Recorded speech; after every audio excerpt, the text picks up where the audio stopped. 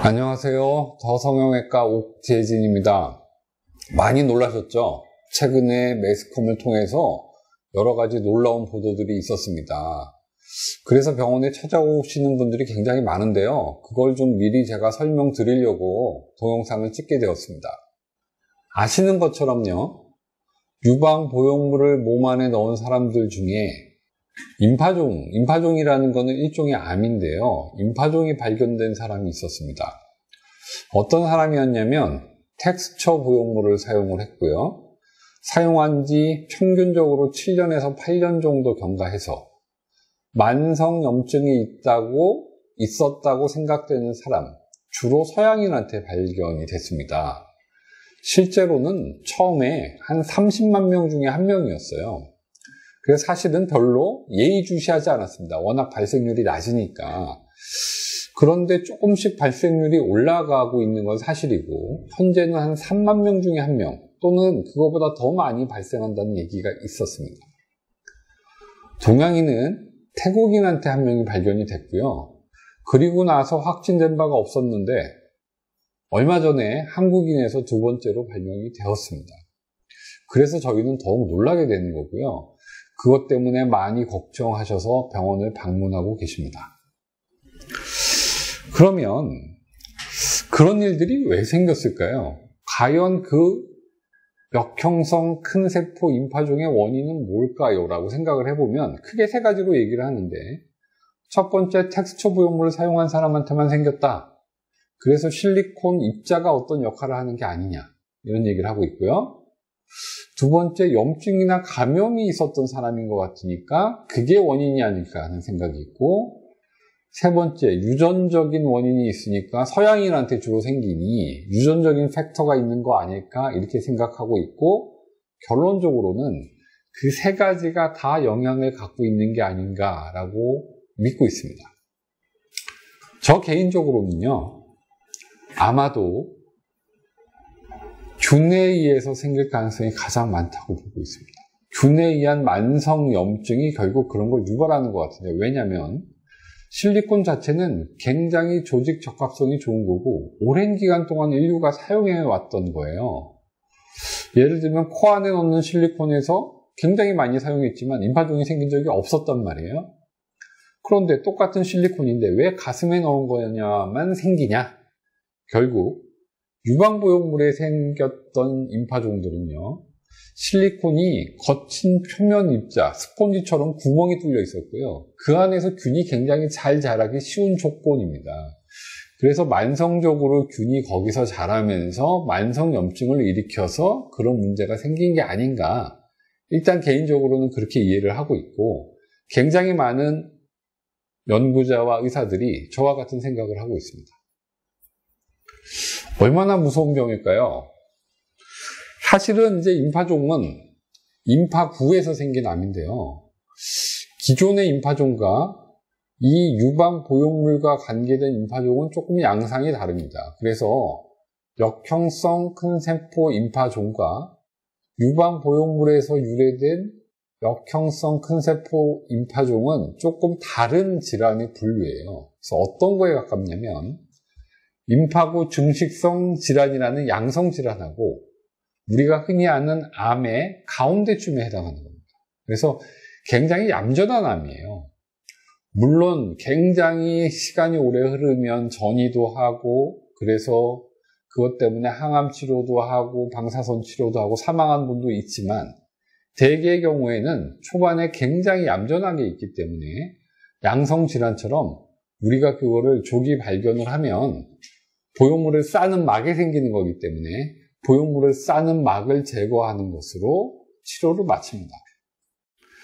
그래서 우리가 주의해야 할 일은요, 조기 검진을 하는 거예요. 만약에 이게 굉장히 위험하고 조기 검진하기가 힘들다 그러면 첫 번째로는 모든 보형물 수술 받은 사람이 그 보형물을 빼는 재수술을 하라고 할 텐데, 현재는 그냥 예방적으로 그거를 제거할 필요는 없다라고 말을 하고 있습니다.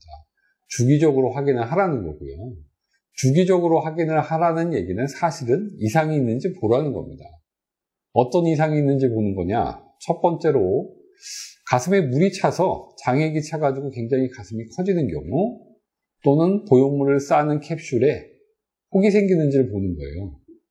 혹이 생기는 거는 우리가 초음파로 확인을 할 수가 있을 거고, 장액이 생겨서 가슴이 커지는 거는 조금 커지는 건 의미가 없고 굉장히 많이 커지기 때문에 여러분들도 잘 알 수가 있습니다. 그러면 병원에 오셔서 그거를 검사를 하고 최초로 장액이 생기거나 혹이 조그만 상태에서 발견했다면 그거는 굉장히 초기의 상황이기 때문에 쉽게 치료가 된다는 겁니다.